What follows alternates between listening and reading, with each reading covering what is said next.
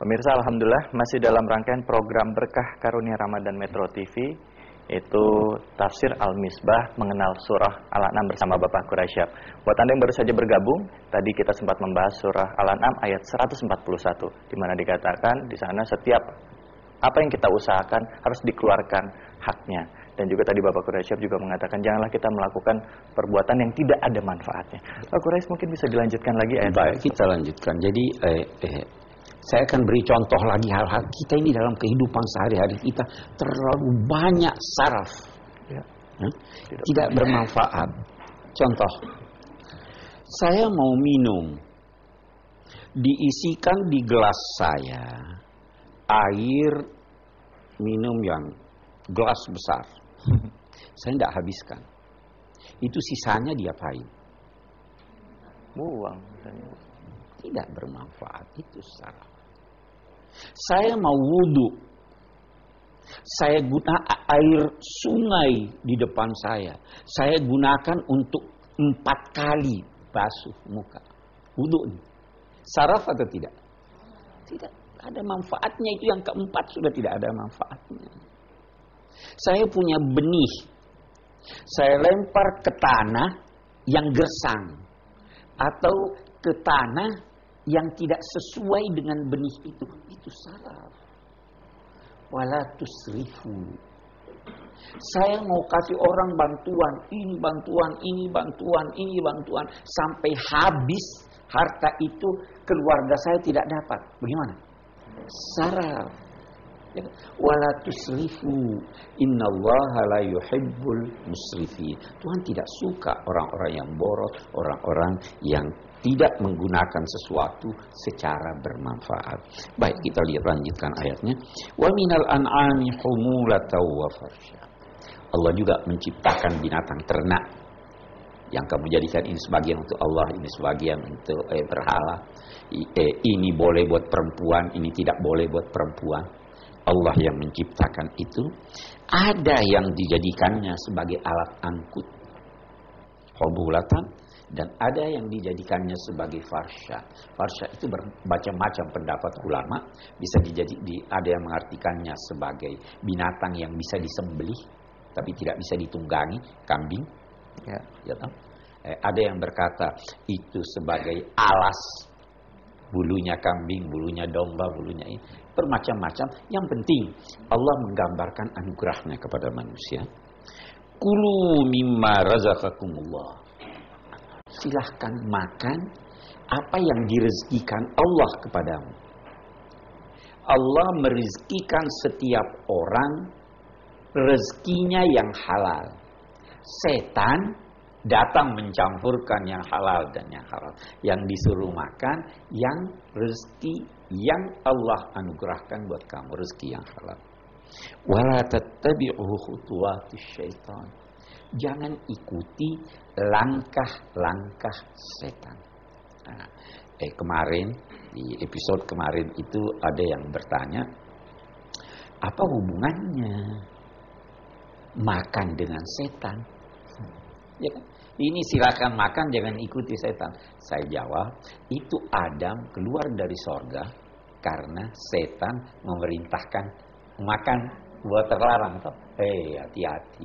Melalui makanan kamu bisa terjerumus. Wala tattabi'u. Dan setan itu khutuwat, mempunyai langkah-langkah. Dia tidak hanya satu langkah. Kalau Anda sudah ikuti langkahnya yang kecil, pasti dia bawa Anda ke langkah yang lebih besar. Kalau lebih besar lagi. Bisa jadi dia menurun, bisa jadi dia meningkat. Pertama dia suruh, kalau menurun, dia suruh Anda persekutukan Allah. Tidak bisa, itu syirik itu. Kalau begitu, bunuh orang, berzina. Wah, itu dosa besar. Turun lagi dia, ya, minum aja. Oh, itu tidak bisa. Turun lagi dia cari kira-kira apa ini yang dia. Oke, bergaul bebas, pegang-pegang aja. Ya, tidak mau lagi. Oh, ini sudah tidak ada dosa yang dia mau lakukan. Dia katakan pada Anda mau berbuat baik. Dia katakan, ini orang tidak boleh untung. Anda mau salat sunnah, tidak usah salat sunnah, yang wajib aja. Itu langkah-langkahnya begitu. Tapi begitu Anda mengikuti langkah yang kecil, dia naik lagi. La tattabi'u khutuwatis syaitan, innahu lakum aduwwum mubin. Setan itu musuh kamu yang abadi, yang jelas. Kalau manusia, kita bermusuhan dengan manusia, bisa jadi tidak abadi, ya kan? Karena itu kita disuruh maafkan. Ya. Tapi kalau setan tiada maaf baginya, karena musuh abadi. Innahu lakum aduwwum mubin. Baik.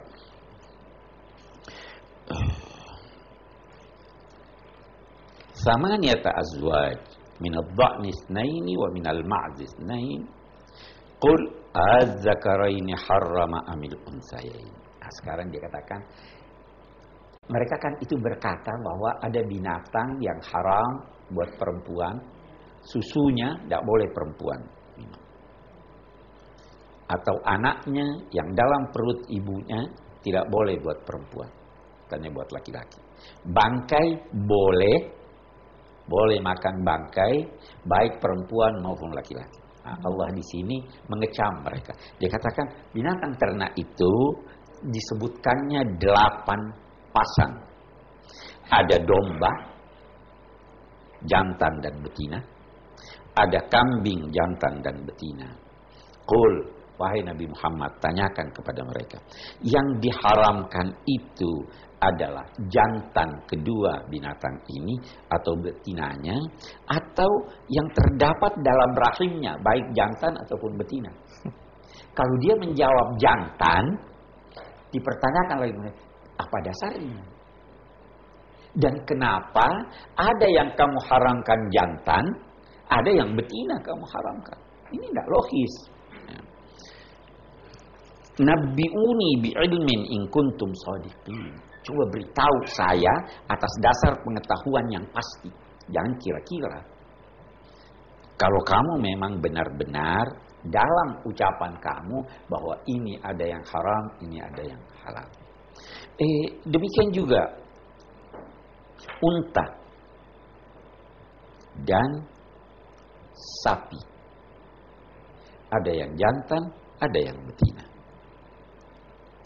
Apakah yang jantan yang diharamkan dari keduanya, atau yang betina, atau apa yang dikandung oleh keduanya, yaitu bisa jantan dan bisa betina.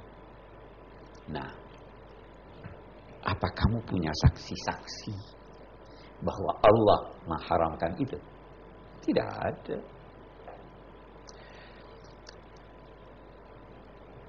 Apakah kamu menyaksikan bahwa Allah telah memerintahkan hal tersebut? Siapa yang